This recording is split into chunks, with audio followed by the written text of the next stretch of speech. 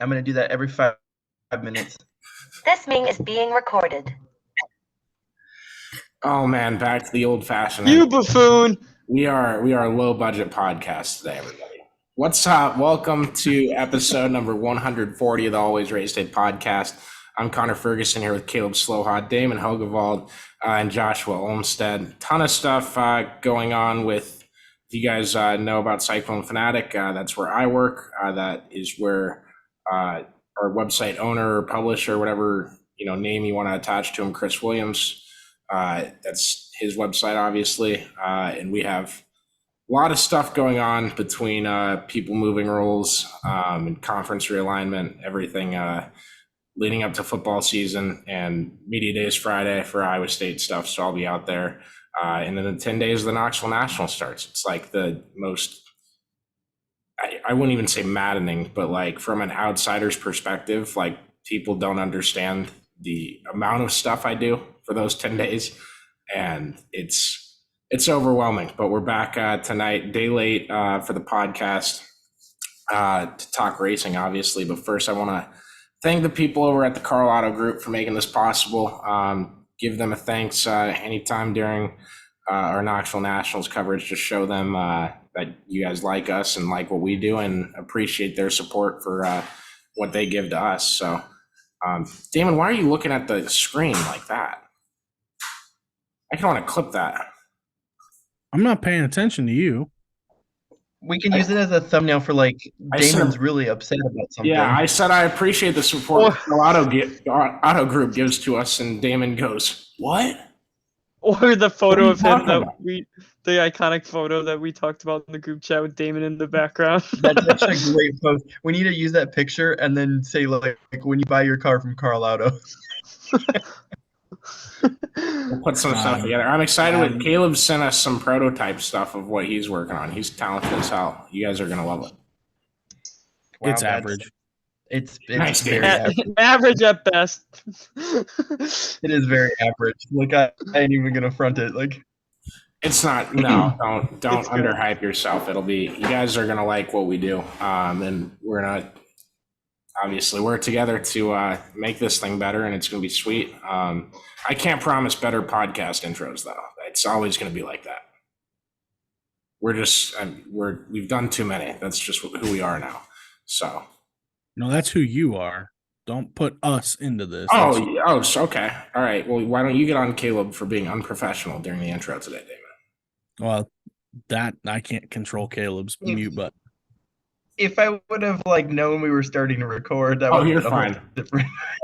I pushed the button. I pushed the button at an inconspicuous time. That was not my best call. But no, damn fun weekend and weekends coming up in the racing world. And I want to touch on last weekend. We'll kind of talk potential and stuff like that with everything that's going on. But Ricky Thornton Jr. ends up winning the Prairie Dirt Classic after it's like 22 laps to go in the race. He was leading and his engine shut off basically. And he got it backfired and back going, and he was kind of third, fourth-ish area, and they sent him back to sixth. And he ends up passing everyone in like 6.5 laps and goes on to win the PDC, beats the hometown favorite. I'd call him a hometown favorite. Some people are like, he's never won a PDC, so he can't be the favorite. I totally get that thinking. I'm going to use it next week when we talk Brian Brown at Knoxville. But ends up beating Bobby Pierce, and those four heavy hitters in the late model world continue to deliver, and they kind of just trade off on who's going on the hottest hot streak. Yeah, I was sitting reading through some stuff today, and we talked on here not too long ago about how good of a season Bobby Pierce is having.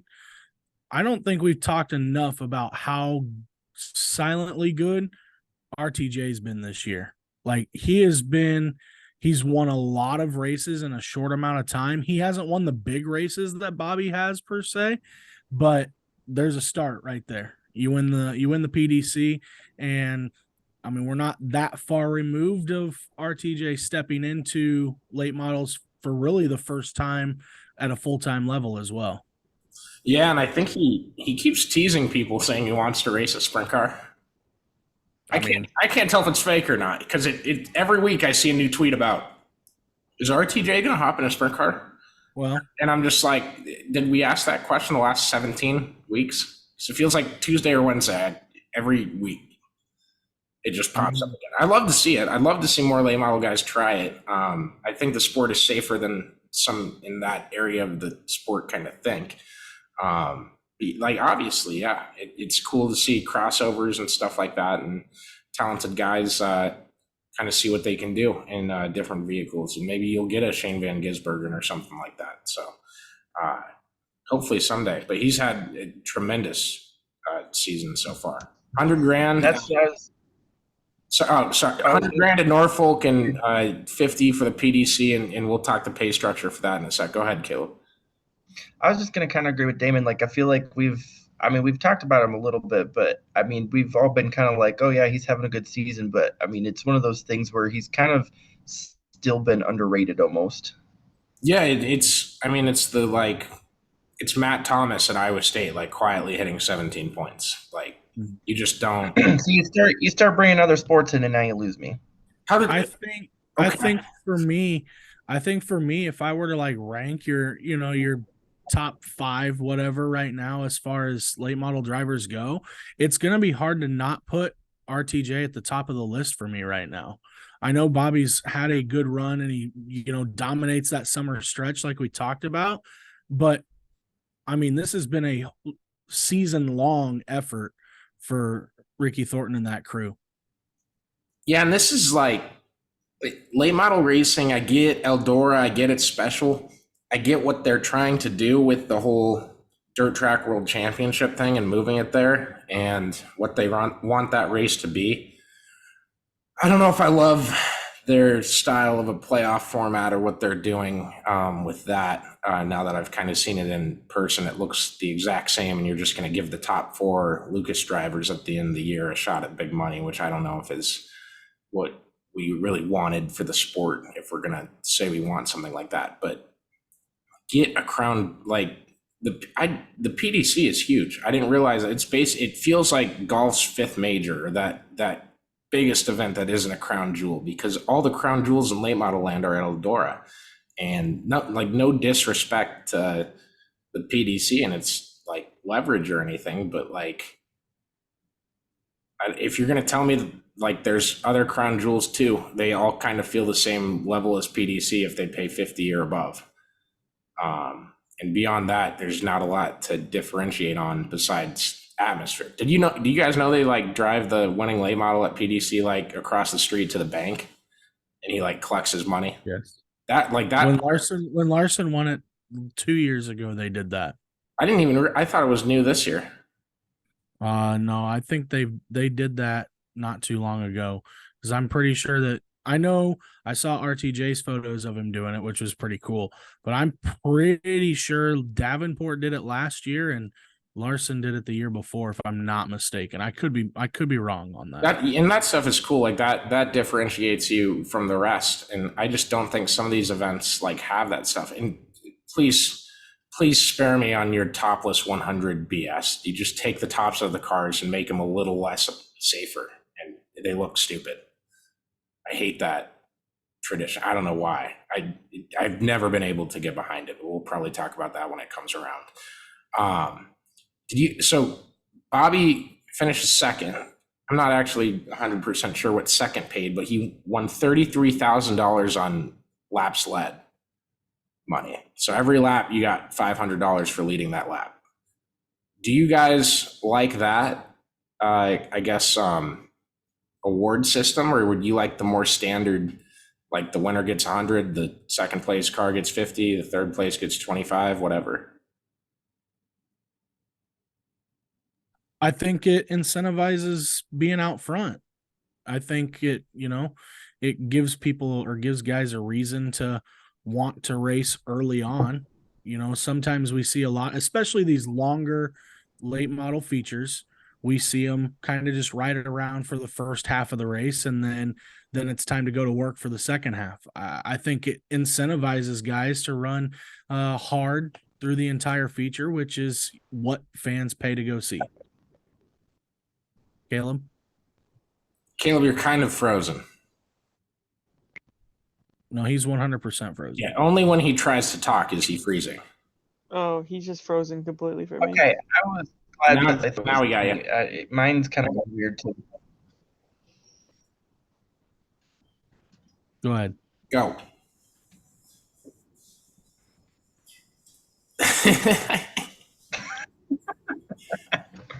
All right, no, good stuff, Caleb.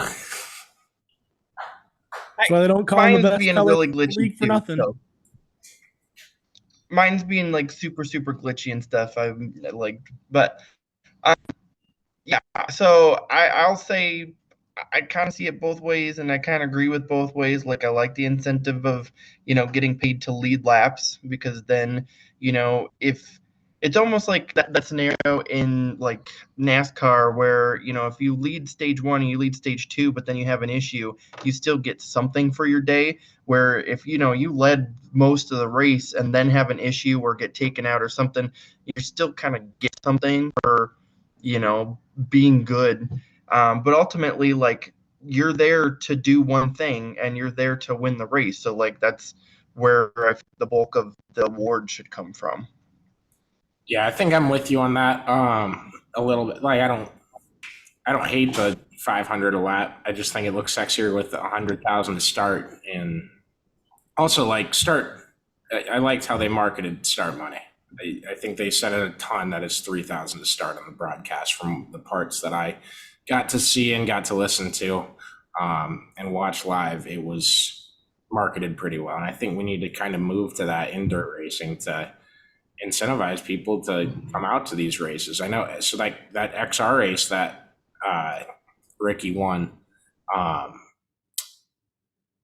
think there's 26, 28 or 29 cars there.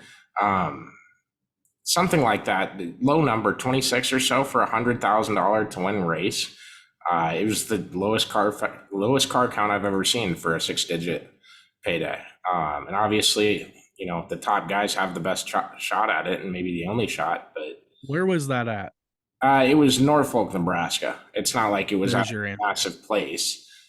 You just kind of thought, and like Bobby's guys said, that they probably would have had more cars if they did it a day or two earlier, coming off of the Silver Dollar Nationals at Huset's. And it's only like an hour and a half or 2 hours from Huset's, so not really that bad of a drive at all. So I'm not sure. Especially when everybody's heading east, though. I think that's the hardest part. Like they said, if you move it a couple days earlier, you're tailing the run at Huset's. So now you have that opportunity to get more guys. But when everybody's headed east, all series, I think Lucas was headed east. You got the Outlaws headed east. Everybody was headed out back east. So it kind of took away from it, especially when you're having a late to midweek race that. Yeah, absolutely. Yes, a ton of stuff coming on late model side. We'll be out at Boone on Tuesday night for the Hawkeye 50. Do you guys think we should change that to the Cyclone 50? Should we commission Cyclone fans to protest? I would be okay.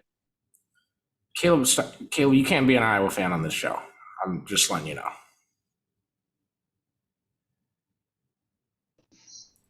I don't think we're going to get a comment from Caleb on this either way. No, probably not. This computer is going to be the death of me tonight. I was interested to what Caleb actually had to say, because so laggy. I've never heard him say anything college football-wise. No, I don't actually care that much. But, I like hit the unmute button, and it took like 5 seconds to unmute. I don't know what the deal is tonight. You're operating on like the McDonald's Wi-Fi. It's like a 7-second delay. But when it comes through, it's coming through. Yeah, I don't know what it is. Don't move your computer suddenly or move yourself very suddenly either. Yeah, just do that the rest of the show. If you're watching on YouTube, you're going to have probably nightmares at least. But that's not our fault. It's your decision. No, the Knoxville Nationals are coming out. Rico Abreu wins the All-Star Circuit of Champions race at Knoxville on Saturday. I was told, and I don't know if this is true or not, but I was told he was running a Jacob's ladder that isn't allowed in World of Outlaws competition. Their rules sanctioning is what supersedes the Knoxville Nationals. So I'm interested to see if that changes how fast that car can be. But Rico was on rails at Knoxville. Like, no one was catching him Saturday night. And as the track gets closer to that date, it looks more like the track you're going to see. Still, I don't even want to say it was that different because it's going to be different every night on a dirt track, right? But it's still like not as pristine as you'd think it will be during Nationals. And I know we had that night where it was bad last year during that prelim, but really impressive performance nonetheless from Rico on Saturday to get the win the way he did, and everything that happened with that. Justin Henderson on the podium too. That's big for him. They've been trying to get settled and comfortable in that car all season. 360 Nationals to close out this week, and we'll do a big preview episode for the Knoxville Nationals and everything that goes into it. I was curious who you guys are tabbed as your big names for the 360 Nationals. Aaron Reitzel. Yeah, I saw a stat. I think his finishes in like the last 6 are like he stole my guy. Yeah, it's like 2-2, 3-2, 2-1 or something like that. I mean, no one's gonna. Stats don't lie. Stats don't lie. Yeah, stats don't lie. That he is good right now with a capital G. Yeah, that's fine. Okay, so I don't know if we're officially doing a competition on this, but I'll just take Chase Randall, be the team guy. No, we can't because we have to give me some sort of heads up before we do that. Yeah, no, I didn't plan on doing it. We can't. I should just start sliding like midfield guys to Caleb and have him come on here and parade them around and just be like, this guy is going to be so good this week, and you guys have no idea. Cool. Buy into it. Well, your fault. I'm such a stat nerd too that like when I make picks like that, I like to sit down and like deeply analyze before I make. So at the end of the day, like you would figure that out before we got on. I'd just waste 20 minutes for you, and you'd find a different guy. Yeah. Then you'd be shocked that Damon jumped ahead of you to pick Reitzel. Pretty much. I mean, that's the guy that comes to my mind anyway. So like that's because didn't I pick him last time when we were picking I think so. stuff? Yeah.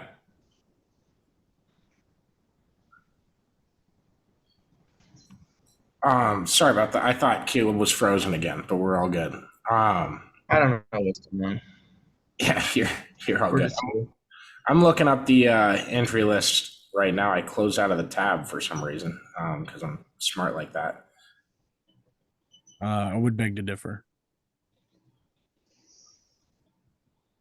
That's fair. You can do that. I think I rest my case, though. I'm not against that. Okay, I don't have a number on the entries, but Carson McCarl is going to make his return back to a car. Hold on. Lots of cars. Well, it's listed as the 27. He's been the 6th this year. I'm kind of wondering what that means. Good question. Well, guys, I will text him and ask him, and we'll have an answer by the next episode of the podcast. I'm going to throw somebody else in there. I'm going to throw somebody else in there to watch for this 360 deal too. Garrett Williamson. He's been hot lately.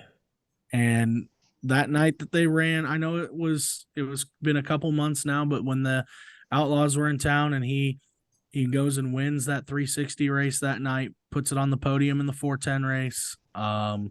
He's on one for sure. Yeah, absolutely. And then obviously Rico is coming to the. Is Rico racing the 360 Nationals? Yes, he is. Yes, he is. Sorry, he's below Cade Higday here. He's coming to 360 Nationals instead of going to Peevely. with the World of Outlaws. It's always interesting seeing the guys that will go down there to Peevely instead of racing the 360 Nationals. And a lot of it, like they'll tell you it's to get more laps at Knoxville. And then it kind of feels like the next year they just don't do that. Like Kyle Larson has not entered the 360 Nationals this year. He came to him last year. I think he ended up finishing 6th or 7th. I think a lot of it too has to do with, freshening of motors and if you have one available or easy enough to rent. Yeah, absolutely. Looking at the entry list, some other big names coming. Shane Golobic coming out from California, finally. Been given shit for a while. He needs to get out here more. Casey Kane's going to be down racing down there. We're going to have ourselves a Casey Kane Friday because he's racing on Friday night. So that'll be fun to see. Parker Price Miller, also Friday guy. Brown. I'm kind of curious that, Brown's going to go ahead and run that.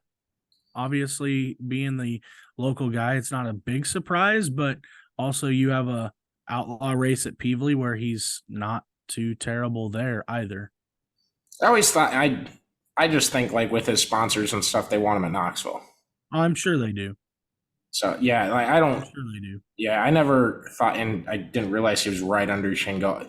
I'm sensing, I don't know what it is about this font. It's not a crazy font. They do still have a TBA under the 7BC. Do we know who's stepping into that card? I don't think we do, but Macri running it this weekend would certainly point to him. Right. So I think it would be Anthony.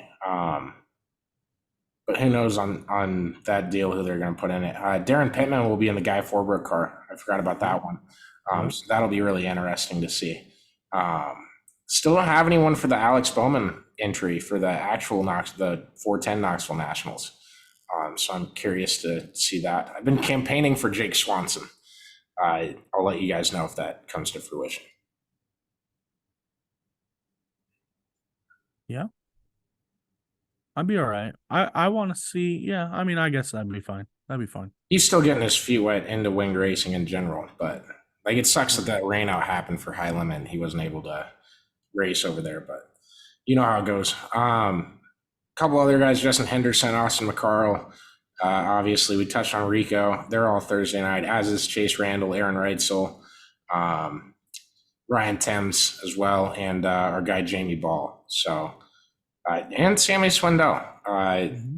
Tons of big names racing at Knoxville for the 360 Nationals, and usually it's a pretty fun and quick show. Anytime they're going on, I sometimes I race fan for a night during the 360 Nationals, one of the prelim nights, because I know kind of how it's going to be, and they do really well with that format and how they put it on and everything like that. So if you're not going to Ironman 55, get down to Knoxville, go to the 360 Nationals, spend 10 days at the coolest racetrack on the planet.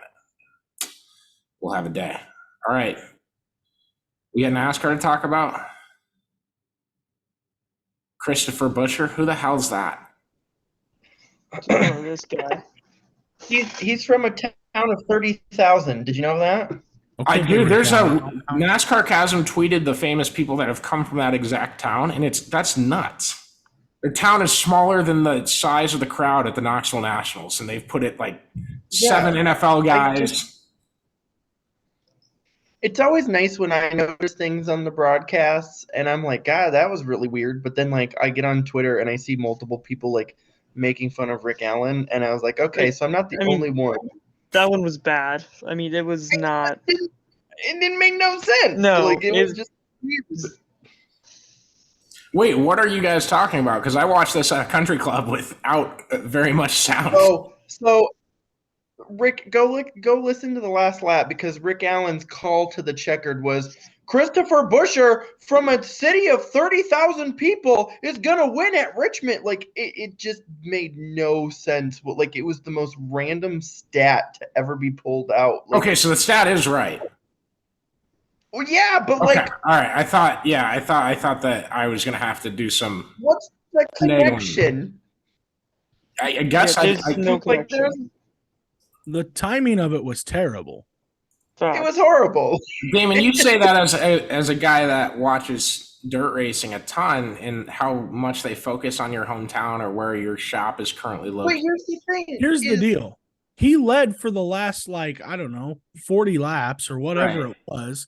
You have 40 laps to throw in a paragraph that he threw in for 2 turns in the last lap of the race. Well, and here's the thing too. It's not like, oh, he's from a town of 200. Like 30,000 is a decent sized town. Like it's also not the first win that Chris Buescher has ever had. Yeah, it's also not a race in the state of Texas. Like nothing made sense when it was actually broadcast. Like this is my biggest gripes with Rick Allen. He doesn't make a whole hell of a lot of sense. That's my thing too. But yeah, it was so funny. Like here he comes off turn 4. He's from a town that's really not that small, but it's not that big. Congrats. It was the weirdest thing I'd ever heard. And I would like to say I have a pretty fair shake to say something like that because that's what I've done most of my life is broadcast on a play-by-play side. And I think listening to Rick Allen say that was probably the weirdest moments in all of racing history to put some random stat. 40 laps. You had 40 laps to say it, and you waited till the last 2 turns. I don't even know why he would need to say it in the fourth. Like it just didn't make any sense. What's the importance of it? There's nothing. Yeah. It wasn't the first famous person to come out of that town either. If he was from like downtown New York City, maybe. If he was from a town where, they have 20 people living there, like I could see it. But it makes a hell of a lot more sense if Denny Hamlin wins that race, right? Because he's from Virginia, so it makes a little bit more sense. We can talk about the town where Denny's from, but why the hell are we talking about a guy who lives in Texas? I was waiting for Denny to win and just have him take the microphone afterwards and say, "Suck it, Kyle," and just walk up. Not that he would do that, or not that it's that spiteful or anything like that, but. I didn't see. So apparently they talked. I didn't see what Larson had said about that, but I saw the little snippet saying that it was like a good conversation. Okay, hold on. I have to test something out here so my dad and I are drinking poolside Sunday, and God, here we go. You don't have to do that. Jeez. Anyways, he comes out. He's like, "Did you hear what Kyle said about Denny?" And I'm like, "What, Dad? Like, what?" I don't know. Like I saw something from his thing today, and he goes, "No. They talked to Larson, and he said like, well, Denny's pissed off this Hendrick guy and this Hendrick guy, and he named the other 3, and then he said he'd better not piss off the 4th Hendrick driver or something like that." And I didn't know if Dave got that from like a Dave Moody rant or what NASCAR Sirius XM show was talking about it. Nor how accurate the quote was. I haven't gotten a chance to look it up yet, so I didn't know if you guys heard that quote or anything. Oh, great! No, my dad's gonna look crazier than Chris Hassel's dad on here. That's not good. Yeah, I mean, I didn't get a ton of follow up on that. I mean, mainly like I watched the race yesterday. Didn't get a chance to watch Xfinity. Watched the very end of Trucks. So I haven't followed along a ton, but the speed that RFK had is weird because some weeks on the schedule, very randomly, they run in the top 5, and some weeks they can't get into the top 30, and it's okay. Jeez. No, he's right. Dude, no. Not top 30. He is completely right here. To steal deep. I'd say like top 20. There's some races that they struggle. Now, here's what I will say on the flip side of that, though. I feel like the top 25 is so tight anymore that it's very easy for any of the teams. I mean, we've seen some of the Hendrick guys, some of the Penske guys show up to the track and run 25th Yeah, So top 25 means so much more than top 30 in NASCAR. yeah, So I see exactly what you're saying, Caleb, and that's some stat pulling that I would pull for you. You guys know who in like the mid 2010s to say that no, he's look at how many top 30s he's got. He's not that bad. but yeah, it's just funny how that team just sometimes can just randomly show up and be like, they don't just like get into the top 10, top 5, and then like have things go their way. Like both Brad and Chris like fucking went up there and were super fast. So it's good to see that team kind of come back and show glimpses of starting to be a top running team again. I will say, yes, they have struggle some moments to get up there, but both Brad and Chris have 9 top 10s this year. Oh, yeah. That's nuts. I mean, if you would have just told me that, like, context aside, I'd never believe you. Which is, I think you're trying to get me to react to something that's false. It's more than Ross. Situation. It's more than Ross Chastain? It is more than Ross. Ross has a season, man. They've put together a good year. Ross has 8. It's the same number as Reddick. When Brad went there, so I mean, I was a Brad Keselowski fan for years, and I mean, I still like to see him do well, but I'm not like a super fan as much anymore. But when he went there, I was like, oofda, like this is gonna be bad, and I had some decent confidence in Brad's ability to turn that team around, but I didn't think it was going to be this quickly that they would start hitting stuff off. And it definitely could be a big help to, the next gen car and how tight the competition has gotten. But it's really, they've gotten there a lot quicker than I thought they were going to. I think going off that though is Brad's truck team, right? Like it got off the ground and it was a contender right away as well. Like not year one per se, but I mean they got some big wins early in its existence. So this kind of has a little bit of similarity to that, and that's why I'm not super surprised at the results that they're having right now. Yeah, they were in a bad spot, but I think just what Brad brings to the table is a whole difference maker for this entire organization. And those were my thoughts too. I thought about the truck series deal. It's just hard because I mean the difference between being good in a truck and being good in Cup is insane, especially with how many different parts you have and all that stuff. But yeah, it make a good point because Brad started that team, and I mean they did struggle at first, like most new coming teams, but it wasn't very long until they were, competing for wins almost every week. And every person who's drove a Brad truck has made it to the Cup Series. Yep. Yeah, even that wall we were looking at Iowa Speedway with all the photos of the old drivers and how many of those were Brad Keselowski trucks. That, like Ryan Blaney in Victory Lane, and probably a number 29, like blue and yellow kind of Ford truck. It was Blaney's Ford, or was it Dodge? Blaney's was a Dodge. Dodge. There you go. Yeah, absolutely. I would like to point out that we don't slander Austin Terrio here either. Oh yeah. Who the hell was going to do that? No, I'm not letting you just say that. Who was going to do that? I mean, he was the one guy that didn't make it out of that team. Do we got to bring up Dylan Kwasniewski too? Was he the one with the Royal Purple commercial? Brad. We're talking about guys who drove for Brad, not just random people you pulled out of a hat. Hold on. Okay, I don't think Kwasniewski drove for Brad. No, he was not. He was a similar prospect to Terrio. So I think that should be. We're not talking about similar prospects. I know, but that guy, I didn't even remember that guy existed. The only reason I probably would forget about Austin Terrio if I didn't have an Austin Terrio diecast. Is it the Ruby Tuesday one? No, it's in the Xfinity one for the Junior Motorsports car, the 5. He drove that. Jeez.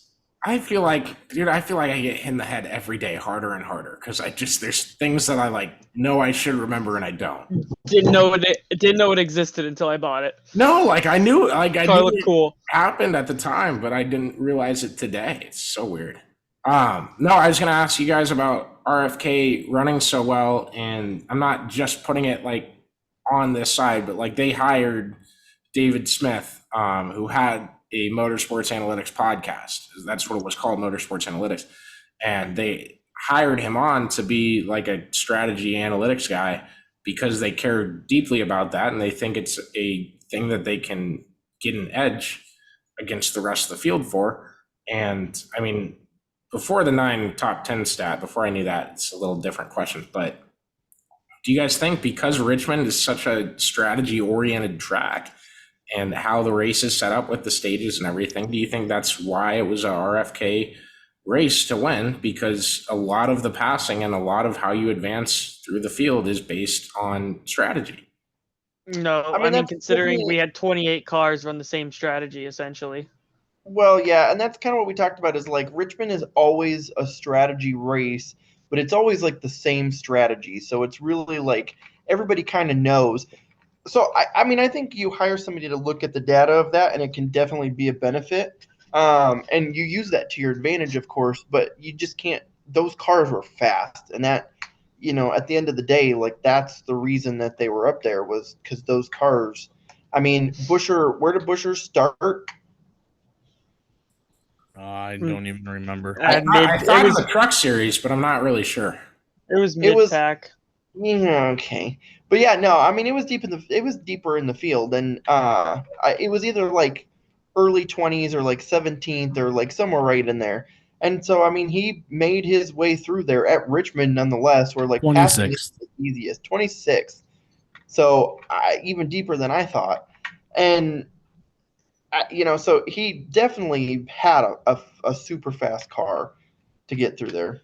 Especially being at Richmond to go from 26 to win the thing. And I think a part of that too, not strategy, but making the right adjustments, because clearly the Toyotas were the cars to beat. And then there was like halfway period where all of a sudden like something flipped and RFK made the right adjustments that basically surged past them. Only two Toyotas finished in the top 10, and at one point they were running like 1, 2, 3. Yeah, I noticed that too, because like middle of the first stage or close to the end of it, it was all Toyotas, and then 2 Hendrick Chevys, and then I think Kevin Harvick was 7th or 6th. And by the end of stage 2, it had completely flopped, completely. And here's another thing I want to point out too, just while we're on the topic of starting positions and moving forward. Busher started 26th and won. Joey Logano started 23rd and finished 4th. Eric Almirola finished 8th and started 24th, and Chase Briscoe started 20th and finished 11th. Like, you don't pass at Richmond. Kyle Busch said it very, very clear a few years ago. Can't pass there. And these guys are proving that to be a little bit more based on they're fast, and Ford's found something because those are all Ford drivers. And I want to point out too, besides that late race caution, we only had the 2-stage cautions, so they were doing all that passing under the green conditions, obviously, except for those stages. Right. Yeah, it's something. They're doing a tire test there, or is it a complete? I think it's a car test. It's both. They're doing a tire test tomorrow, and they were doing the body test today. They're experimenting with ride height. I don't know if you saw those photos of Harrison Burton's car, but I mean, there's people that are like, this is not. All I know is this is not the answer. Was the popular comment under that photo. But I'm kind of at this point, I don't care how goofy they look, just make them race good. And I didn't think Richmond was bad. I like a strategy race. You have to be, in front of the TV for 4 hours and invested, and I think that's kind of a negative, but I like that aspect at the same time, being like a hardcore fan. What do you guys think? Did you like it? I'm gonna leave this to like Josh. I mean, for I'll get on here and defend it. well, for it's kind of a tough question in my mind. I think the hardcore fans, it's right up their alley because it's a good look for the sport, essentially, to kind of have people stay invested in it. But it's not going to keep the casuals around, essentially. Yeah, But like, here's my thing: is how much if you're kind of like the old school casual, how much do we want you around? And I'm always gonna say like I'm never gonna say we don't want you watching NASCAR, but it's just a point of like how much do we really want to cater to the 40s plus white man compared to, more of like an average person. Like, Well, Can I ask that in a return question? yeah. Do you think that it's the newer fan though, like the younger, mid to late 20s kind of person who's just getting into the sport that's turning it off, versus the guy who's in the 40s turning it off? Well, and that's where the people that make a lot more money than I do to study that stuff need to figure that out. Um, I think it's you're gonna have a mixture of both. Um, Judging off of what's said online, it's a lot of that older group that is turning it off, they say, but we don't know if they actually are. Um, and it's like you have to have that fine blend. You want, and I think that's what NASCAR has been trying to do lately is they're trying to make it exciting for everyone. So if you're a hardcore race fan, you're going to be interested. If you're kind of a casual person, you're going to be interested. If you want to go there because there's a party with a race happening, they're trying to make it more of an event too. So they're trying to get everybody interested, at least at some level. Yeah, and when I was talking to, sorry, I'm going to name drop and just sound braggadocious. I'm not trying to be. When I was talking to the Penske Corporation CEO, Bud Denker, he told me, he said, you'll never hear me say the words race or race weekend or anything like that. It's an event.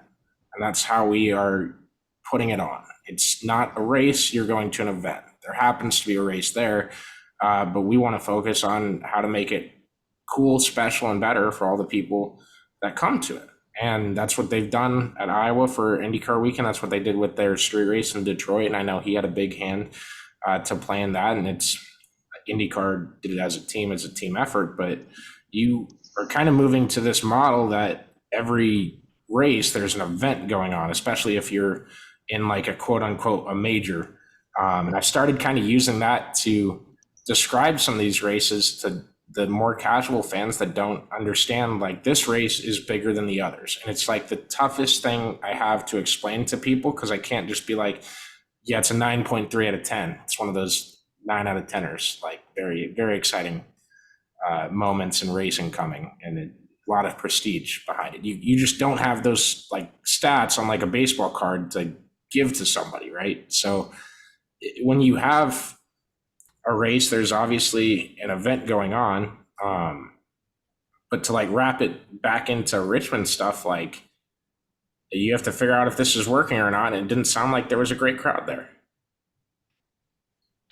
I think that also plays in part of two races a year being at one facility. Yeah, move one to Iowa. It's the same damn shape.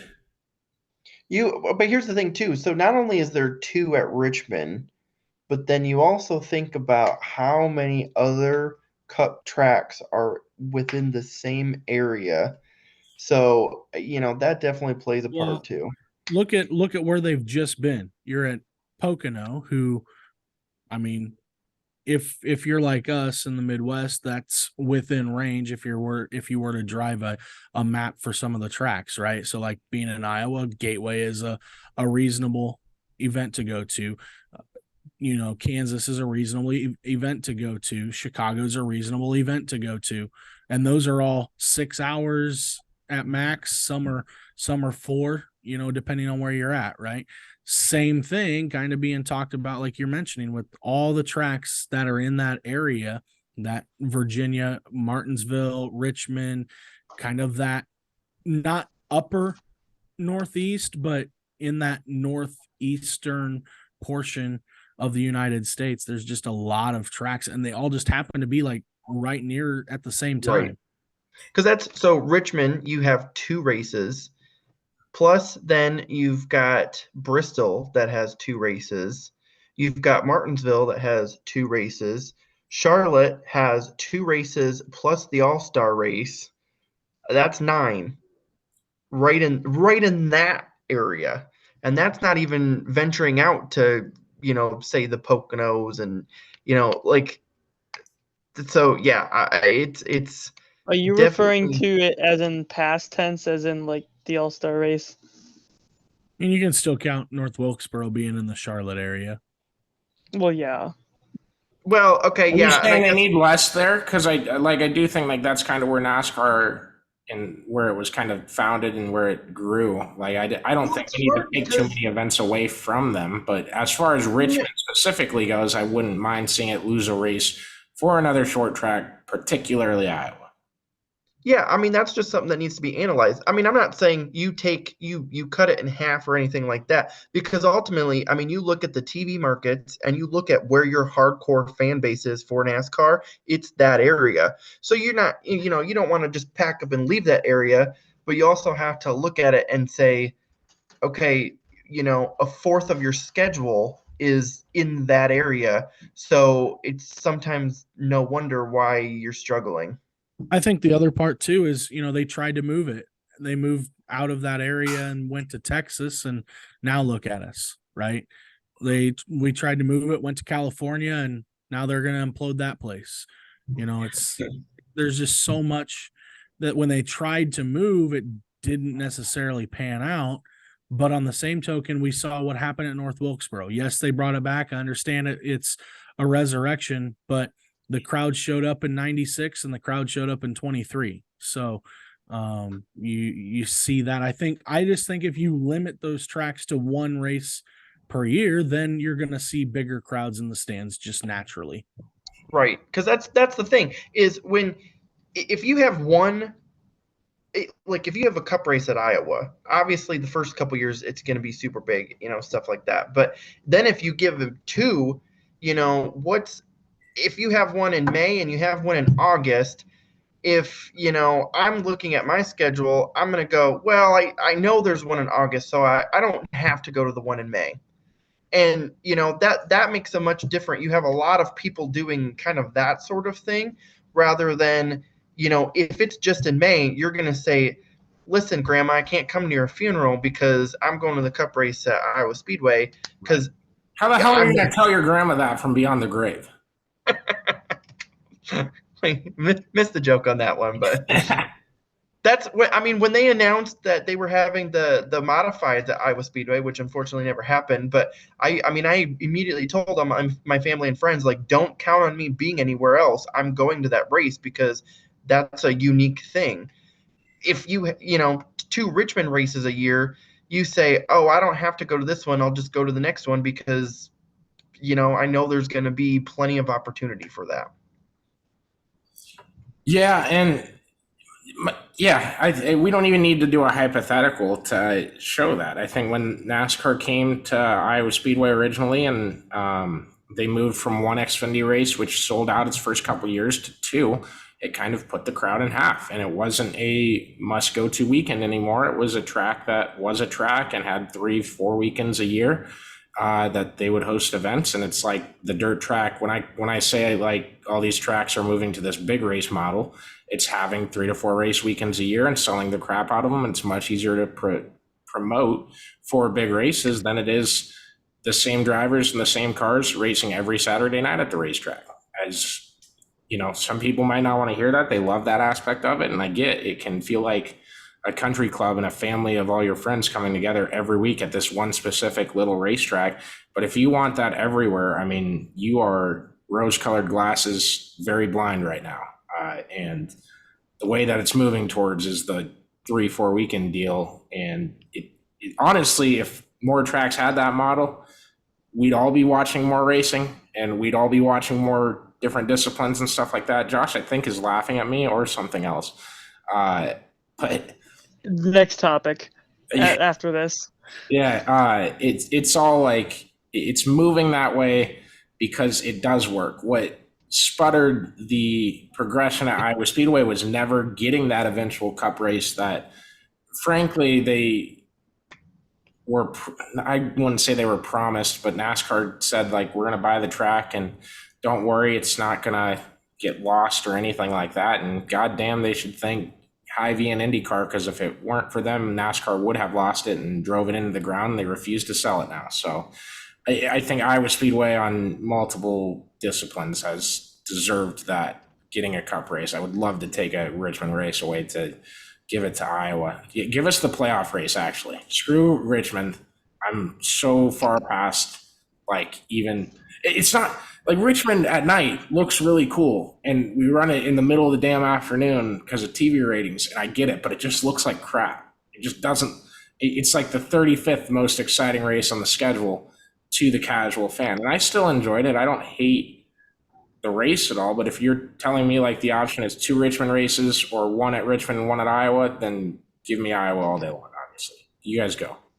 Can I want to just throw this in. I missed it. I was on a recruiting call, but time out. Your recruiting calls are very short. How do you do that?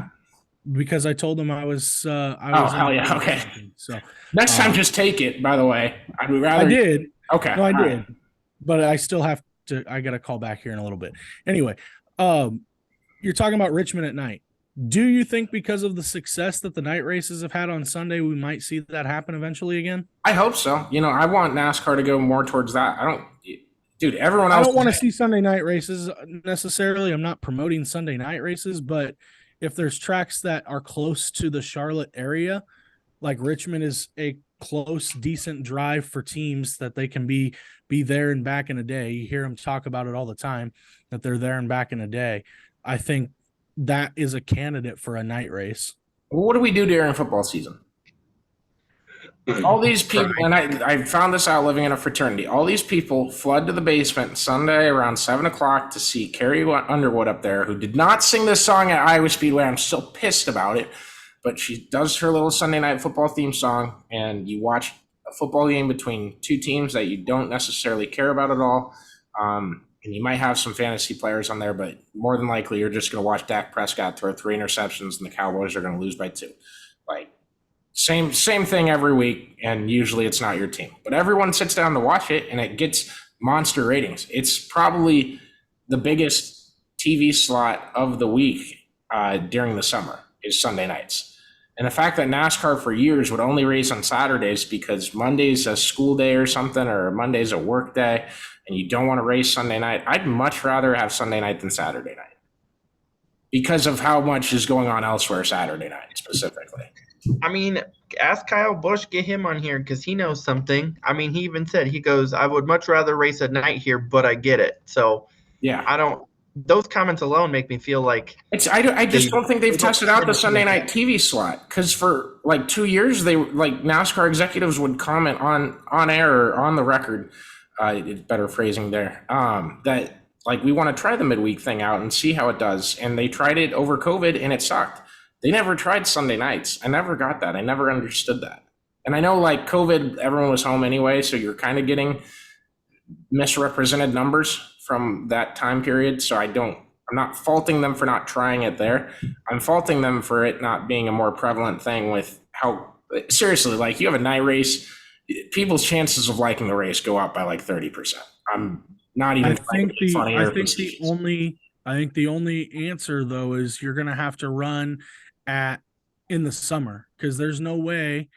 You're not going to take the Sunday night. I'm not saying going against Sunday night football. I'm saying the summer months, like now. And then in the early portion of the season, there are people that quite frankly, are interested in baseball, and so a lot of them watch Sunday Night Baseball at the beginning of the season.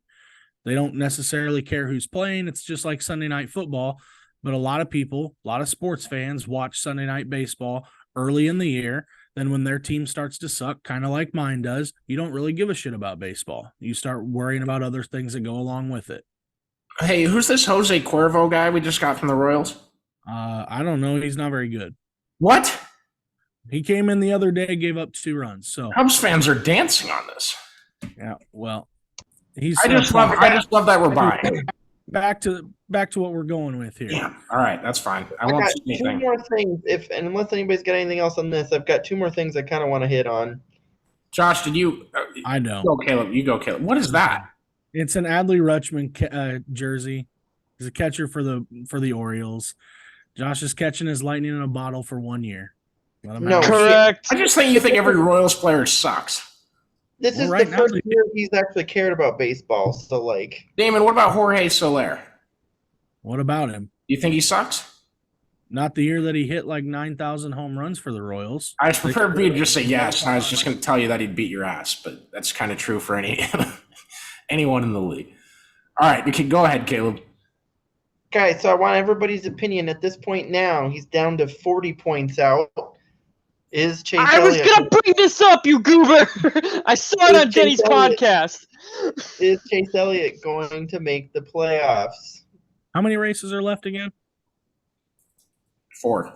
4 races. 10 points a race. Go get your stage points, and we'll drive away into the sunset. Yeah, but that's also meaning everybody ahead of him doesn't finish the race. I was talking about this on Twitter yesterday. I don't know how the hell it's going to happen, but Bubba Wallace, Chase Elliott, and Alex Bowman could all make the playoffs and are all. I think Bubba's technically in on the points right now, and I don't think they'll get past it. But I think sure as hell Chase Elliott's going to outrace Michael McDowell. Bubba Wallace is plus 54. Yeah, I'm saying he's in right now.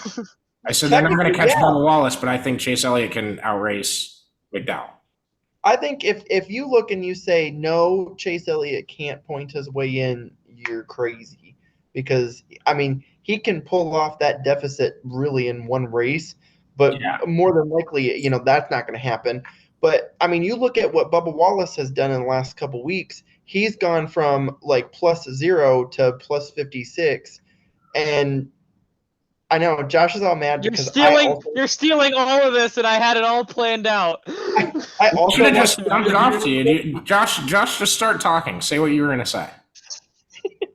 It's the same thing Denny said. The same thing Denny Hamlin said is that's who you're referencing here. There's a lot of people out there that don't want to hear what Denny Hamlin has to say. It's spot on right now. It's word for word for what Caleb is saying is what Denny said in the podcast. He's not quite, but no. But if you look at it, people were saying Chase couldn't make it because he stayed at 60 points for a couple races, but he just wasn't having good races. Once he starts putting those in, which by the way, we have some road courses coming up. Once he starts doing that, he's easily. He's not good at road courses. Well, you guys intercepted your words there so perfectly. I have no clue what either of you said. Usually, you can kind of hear one or the other, and then you can listen back and hear the other one. But you got to say that again. Because Hamlin also commented on the road courses, but he's really fucking good at road courses, is what Denny Hamlin said. Chase Elliott hasn't won a road course next gen race yet. Oh, so he just sucks. Okay. Oh yeah, he just I'm not saying he sucks. You guys got to stop leaking. You guys got to stop. Oh. The hardcore Chase Elliott fan just said he sucks at road courses. All right, yeah, that's it. Somebody let Chase's people know that we'll be blocking our numbers. And where did Chase finish this past weekend? I think he was 13th, 14th. Yeah, 13th. He was the highest finishing Chevy, I think, right? Was he? No, he was not. Kyle Busch was the highest finishing Chevy. He finished 3rd. Okay. And then Austin Dillon finished 9th. Oh. Chase Elliott finished 13th. So Chase finished 13th, and he still made up 20-some points on that cut line. Mm-hmm. I mean, he doesn't have to go out and do stellar. He's just got to put together solid days, and it's easy peasy lemon squeezy. Are we baking an I told you so cake for the people that said there's no way that Chase Elliott is going to be This can be my Joseph Newgarden panic button, and it also doubles as the I told you so button. Like, I want in on this button. We should co-own this because I was saying this. I was screaming at my phone when Jordan Bianchi was like, "There's no way Chase Elliott could get it." And I'm not hating on Jordan. I love what he does and what Jeff does. I'm religious listener to their show right after Houston gets over on Sundays. But like, yeah, there's a lot of doubt from people that he could point his way back into it, and now it's looking like that might be the case rather than a win, which I'm shocked by. And I'm very interested to see how these last 4 races go. And I love that Daytona's the regular season championship because it's that aspect of, anything could happen tonight. That's what I was about to say. If he doesn't go and win either one of those 2 road courses, or he can win at Michigan, he's good there too. Hold on. I've been told Michael McDowell, who has 1 career top 5 at a road course, is a very good road course racer. That's what I've been told. So I think he's got like 6 top 10s though. He is a good road course racer. He's got like 6 top 10s. Always. 6 top 10s. That's exciting. He's always at the front with a car that's trash. It's like 100 career starts at road courses. It's a Hendrick car and a front row car. Yeah. And they're finishing exactly about the same, except Chase Elliott finishes the job. Chase Elliott took like 6 weeks off and is basically at the same level. It's all Here's good. the deal, though.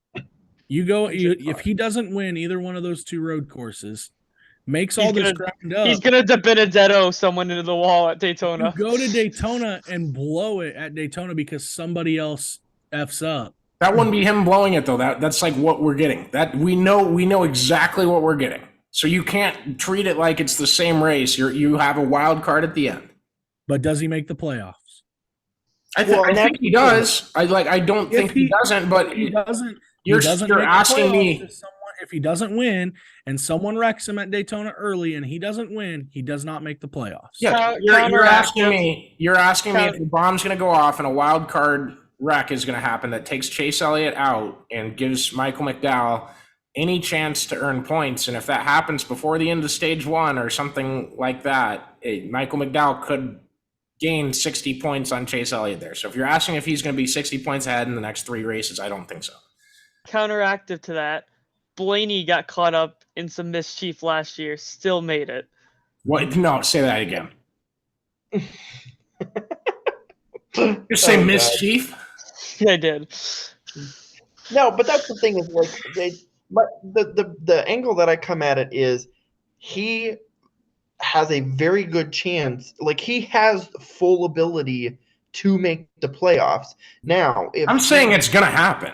Like I'm all. But I don't think you can sit and say it's going to happen or it's not going to happen. I just think the only way that you can look at it right now objectively is you say the opportunity is fully there. Now, if he runs like he did, the last couple races before Richmond, it's probably not going to happen. But if he runs like how he was at Richmond, it's a very good chance. And then, of course, too, you can go to Daytona. He could be plus 10 and then wreck out.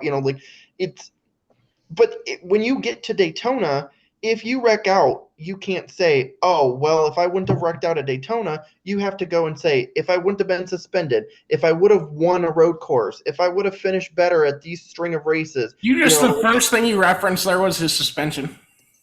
Yes. Oh, yes. It was completely in his hands. It was purely his actions. It's the first thing he can control. Getting injured is one thing. That happens. But I do like that you didn't include that. And I was going to let you talk to see if you did for the slam dunk of ranting. I would. Well, I mean,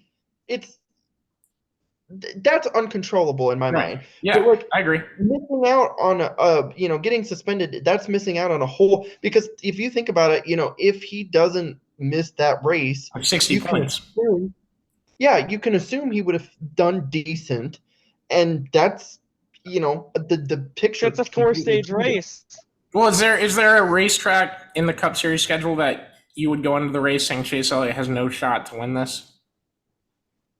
That's left or throughout the entire season? Throughout the entire season. I don't think there is one, and there's that's true for at least 12 to 13 guys in the series, right? I agree. Like you got suspended for a race, and that sucks, and that's, you're paying the piper now because you could have had that race to rectify your season. And if you miss the playoffs, it's going to look really, really bad on those sponsors. So best believe those guys are going to be out there chasing stage points the next few weeks. Yeah, and that's what you got to do. So like the opportunity is very easily there for him to do it. It's just a matter of if they can do it. And if you can't, just have to look at it and you say, well, there was about 15 different things in the reason why, we didn't make it this year. I mean, here's the guy that he's chasing. Michael McDowell has 1 top 5 and 22 starts. Chase has 5 and 15. Like, that's a self-inflicted wound on Chase's part. And we're missing kind of a also big picture here. Is there are 2 road courses? Who is 17th in the points? AJ. That's also a big factor you have to put into consideration. What did you guys think of him skipping Cup practice and qualifying to race Xfinity? Caleb you had this take, right, that he has more fun racing Xfinity, and that's why he's doing it. He said it before.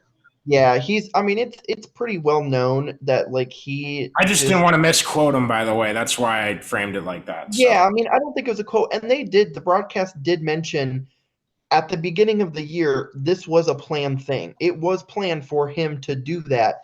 They didn't realize he was going to be so close to the cutoff, when it came around to this time, but it was a planned thing. Yeah, so if I was them, I'd assume he'd have 3 road course wins right now. I'm not joking at all. That's if I put AJ Allmendinger in a race car for a full Cup Series season, I would assume he won at least 1 road course race before the playoffs started. Well, but here's the thing too: is you don't even know what Kaulig was thinking. Like Kaulig could have thought, "Oh, well, we might have a road course win by now," but Kaulig might also be surprised and be thinking, "Well, crap, we're more competitive than we thought." Yeah, this far. Yeah, like we didn't know we were going to get this far. We thought we would be 21st. Like, so it's hard to tell. But them saying that it was a planned deal the whole time, that changes it a little bit. But I know that the grind of the Cup Series has gotten to Allmendinger before, so it's going to be interesting to see if he's back next year to do the full schedule. I'm going to say yes, considering what happened with Justin Haley. Like, I think if Haley's there next year, then he might step back and go back to running in the Xfinity, and they kind of flop him and Chandler Smith around. But because Haley's leaving, I think he almost has to stay at this point for another year. I mean, he's really the only performance that team has. It's going to be hard to find a replacement. I mean, because at this point, you're embedded in committing to 2 cars. Right. Well, I think AJ's, your closest thing to a veteran mentor to have, right? Like, we've seen a lot of teams do that, some for better or worse, but AJ's the closest thing Kaulig is going to have to that. How many years has Dinger raced in Cup now? I mean, he's been around for a decent amount of time. Plus, he's got a decent amount of stock car experience outside of his other racing experience. And he's good at the road courses. He's good at places like Martinsville. He's good. There's a couple other oval tracks that he just does really well on. That's half your schedule. So, you want a guy that, you want a plate race. Yeah, obviously the plate races too. Yeah, it's you're over half your schedule. You've got a guy who is solid, so that's a perfect dude to have to help out, your younger guys. Yeah, absolutely. The only other thing I had next week, Cup Series is at Michigan before they go into the 2 road courses and that it sounds like the Brickyard's going to come back next year on the oval. Not the road course, which I don't know why. It's my least favorite road course for sure. But I wanted to ask you guys about Michigan and what you thought of that racetrack. Because the only kind of saving grace I have to it is one of my best friends that kicked for the Barnstormers. His name's Jimmy Allen. He's from Michigan and loves that racetrack and loves what they do. And I get a lot of the Iowa Speedway vibe from those guys, but I just don't know, like, performance-wise at the racetrack, if I'm really that excited to watch this Michigan. This car fits intermediate tracks. It the does, excitement yeah. to it. It's not going to suck or anything like that. I just don't know. Does it make an impact to you guys? What do you guys think of the current state of Michigan? I'll add this. I'm like your friend Jimmy. That's where my racing roots really kind of got started. Was my Really? family Okay. had season tickets to that racetrack in the June when it was 2 races. The June race we would go every year, and it was a week-long trip. We took campers out like that. That's kind of where my my that was where I saw my first NASCAR race was at Michigan. And so as far as sentimental value goes, it's close in that sense. But we've also seen some really good races at Michigan, even on the new pavement. Kyle Larson went 3 wide through the middle to win a race there not too long ago. You've seen some good ones, and then like Josh alluded to, is the fact that this car runs a lot better on intermediate tracks as well. So I think the state of the track is almost better than what it has been, especially since they went to 1 day. Yeah, that's fair. And I think I've said my 1 day take on here, right? Like four to 6 race Very much tracks. so. What'd you say? You did earlier. Yeah, you did. No, yeah, I'm saying in the grand scheme of like 4 to 6 racetracks should have 2 races and that's it. But yeah, at some point this year I said that. We'll see. Michigan should be fun. I don't think it's going to suck or anything like that. So, Josh, IndyCar is at Nashville this weekend. That's going to be their championship weekend next year. Yes, so this is going to be a lot of note-taking for drivers and what to plan for next year. The track is going to be different.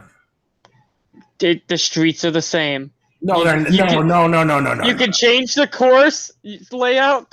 You're not going to change the pavement. That's like saying Watkins Glen and Sonoma are the same racetrack. No, it's not. They're in two different states. It's the same pavement. That doesn't matter. You're not changing the surface. It's going to tear the tires the exact same way it did the race before. Right, but are you going to have as many passing zones or are you going to have more? That's not what I'm Okay, sorry. No, I misunderstood what you're talking specifically tire-wise, like you need to take tire-wise, strategy-wise. You're saying cross-rise. Okay. Yes. No need to get that mad at me, Josh. Jeez. Caleb Jr. over here. Oh, okay. No, I think it's gonna be a big note-taking weekend. Especially for guys that I feel like that don't really have much to lose. Per example, Colton Herta. Very good there per usual, and he is very much out of it this year, in my opinion. So I think this is kind of a fuck around and find out date for them. I don't know. That was the best way I could think of it. Yeah, my pick is Newgarden. He's just going to go on and just continue this tear. It's home track. He's going to finish 9th. We're recording this live on Joseph Newgarden Day in America. They didn't specify that it was just in Nashville, so every last day of July now, I'm going to celebrate Joseph Newgarden's IndyCar career. I think I'm taking Polo. God damn it! I hope not. I hearing the man talk in interviews and just like his personality, like off the TV screen, being able to see it this past weekend, like I've kind of like grown more towards the side I kind of like him. Yeah, it's the worst thing because you want to hate the guy that wants to be an F1, that wants to go to Aero McLaren, that signed a contract while under contract with this team he's at. And you're like, this guy's kind of a dickhead. He doesn't even want to race for Chip Ganassi. He doesn't know how good he has it. And he's every interview, every interview he's come off great. He hasn't said anything that he shouldn't. I don't know how the whole contract thing happened. I can't imagine that it was something he did that really screwed the entire thing up to the point that it got to. I assume he contributed a little bit. Obviously, that's some of it. But like, you want to not like him, and you just can't because he's really talented, good, and very nice. And whereas like Pato O'Ward, I mean, man, that guy stinks. I just don't get Josh. I agree. Josh is too mad he can't even speak right now. Such a Otto really wants to be in he was IndyCar, or in F1, but he can't even win IndyCar over Alex Palou. Come on, man. Okay, but what about Colton Herta then? But the Andretti test driver?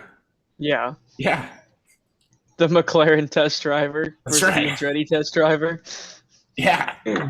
Bunch of test drivers over here lapping the field and everything. So, did you guys watch F1 this week? I heard it sucked. No, I was not getting up at 6:30 in the morning to watch it. All right. That was talking F1. Thanks, guys. We have anything else, or are we good? Yeah, real quick, like real short, but I want everybody's opinion on Paul Tracy being suspended from the For Fun League. It's about damn time. I hear you. That wraps up that segment. When you piss off Ken Schrader, it's about damn time. Yeah. That's all I got to say. Schrader's quote was pretty great. And I mean, I think it wasn't like the specific incident necessarily. I don't know how much on purpose it was, but it was just, it's a culmination and like it's time. And I get it. There's people saying like, oh, well, you know, they're supposed to be beating and banging and stuff, but there gets to a point where you're just causing unnecessary. You're throwing money into the fire. I guess Tony Stewart work on these cars. I heard Tony Stewart had to have like a meeting with the drivers to basically talk about how they treat the race cars and how much work goes into preparing the 12 cars they have. And people have talked about like, oh, we want more cars, we want more of this. And it's like, no, they don't need that right now. You need like better fields and stuff. Like drivers like Paul Tracy and Hailie Deegan are not the resumes that you want there to make it in the IROC Series. Hailie Deegan missed the Truck Series playoffs by 172 points. That in like 14 races or something so tiny like that. We're talking about her. Truck. We're talking about her because I'm just about to set up a stupid hypothetical I have about Paul Tracy. But if I walk into the office at Cyclone Fanatic over in Ankeny, and I'm swinging around a baseball bat connected to a shoestring and doing my thing, and I'm just wreaking havoc around the office, and then they bring in every employee connected to Cyclone Fanatic, and they say, guys, we can't be putting baseball bats on shoestrings and swinging them around in a circle. It's like, yeah, no shit. The only one doing that is Paul Tracy. Like, I mean, no, there's Tony having his meeting. I mean, there was a lot of people tearing up a lot of stuff, but a lot of that's just been hard racing where like Paul Tracy, every year he's been in it, every race there's an incident. And so, yeah, I mean, it just got to a point where I saw he had more incidents than finishes or something like that. That is a fact. Yeah. It wasn't much different in IndyCar either, but there's a point where, yeah, like you have to take safety into account and you have to take into account. I mean, it's really hard. After the first race, they said that they had to bring out 2 backup cars, and 9 of the 12 cars they had to do significant work on. And that's really hard when you have 7 days to turn all of that around and get them to the next track. Not even 7 days. But that's what I'm saying is like you have 7 days to go from build them and get them to the next track. If only they could put in an off week and not race at Eldora during the Knoxville Nationals, which is the dumbest damn thing for dirt racing. Oh, here we go again with everything. The world has to stop because there's a race going on in Knoxville. It's a top 3 motor race in the world, and it's not 3, Caleb. Okay. Indy 500, Knoxville Nationals, Daytona 500. That's the order. I'm living by that. That's the Bible. That's the gospel at alwaysraceday.com. Sorry, dirt fans. No. You can't be doing that, Josh. Everyone I apologize in advance. How much they hate him. I apologize in advance. And did you just flip them off? Attendance matters. Oh, that's a different finger. I apologize. You mean attendance matters? The race is sold out. Same with Daytona. And what's the capacity for Daytona to Knoxville? I mean, congrats! Like it's the Daytona 500. I get it. Like that's why I'm saying it should be higher. How many people watch it on like TV? That's not public info. How many people can watch? Exactly, because people can't watch it. That doesn't make the race any less big. Anywho, but yeah. Now, So I also am on put it on fucking live television. Absolutely. Don't get me wrong here. We're getting into like side arguments that I'm going to say something that you guys are going to take the wrong way. But yeah. so I'm interested to see like who they replace him with. Johnny Benson. Oh, that's right. They did announce that. Yep. Johnny Benson in at Berlin. Man, this is 2 years in a row that I'm going to be heading to the state of Michigan, and Johnny Benson's going to be racing in that same week. What a stat! I'm telling you what, man. That's such a great stat line. That's Rick Allen's stat level, baby. It's so much of like, this is the fourth player to win on a Tuesday while wearing red shoes and score over 12 points. Like, it's Rick Allen's stats. I'm telling you, just pull him out of nowhere. Stuff. Yeah, I forgot they did announce that he was going to be doing that. So that's good. That's a good, like old legend to have. Well, and he's going to the track that's where he got his start. So that's how I found out is I was actually at a recruiting event in Grand Rapids, Michigan last year, and I left one of the segments early because I didn't have to be there for the later portion of it. Went over to Berlin Raceway, and he was running a super late model that night. And so it was pretty cool to see him. Well, then Jeff Striegel, who is the manager of it, but is also the head play-by-play for MRN, he was going through some of the different things about Johnny and why it's such a big deal. Well, that's the track that Johnny Benson got his start on. So that's pretty cool to see him get into that car. And kind of brings back that hometown hero thing Caleb was talking about too. It does. I didn't mean to cut you off or anything there, and I did forget. That's the truth. It is the truth. Like I'm glad that they went with Johnny Benson. There's a lot of people they could have put in that car, but I'm glad it was Johnny that they chose. By the way, last night World of Outlaws race, Dave Blaney on the podium. Legend. Good stuff.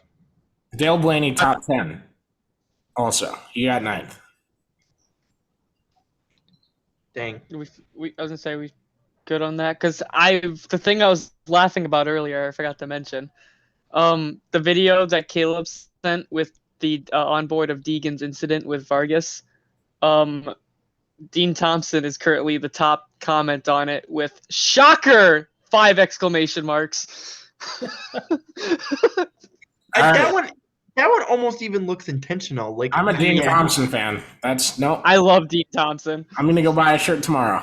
He's a good personality. I like him more and more because he definitely just calls it as he sees it, and he's not afraid to say what he's thinking. Do we want to finish it with the John Hunter Nemechek comment? Yeah, no, we need to talk. You guys wanted to talk about that. What did he say? I didn't even see this. He said, "Why have enemies when you have teammates?" Yeah, that sounds like JRM's motto. They were asking about it at the end of the race, and him getting kind of hit around by his teammates a little bit, and he goes, "Why have enemies when you have teammates?" And then he walked away. I hope that people pay attention to him and give him a cup ride. Not that he had one, and they took a plane home. I mean, like, not that like his stats this year are going to represent that, but he's a better driver than the Truck Series is. Like ARCA Premium, just in terms of how many wreckers there are in the field these days, and I don't know. I just feel like it's even harder to do well in the Truck Series with all the carnage going on. Don't say that because that's the reason Haley Deegan fans are saying she needs to be in Xfinity. Who's causing the carnage is the question I pose to them. Earlier in her career, you could say that, but like right now, it doesn't look like that whatsoever. And when it comes at the expense of like a guy that's like not there and hasn't made it, like Ryan Vargas, like it looks really fucking bad on you, dude. He also has more incidents than finishes. Well, her brother's winning motocross races almost every week in the 250 class, and then referenced Andrew Tate in his post-race interview last week. So, oh no, it's hey, it's not every day you get a driver referencing a convicted human trafficker in Romania.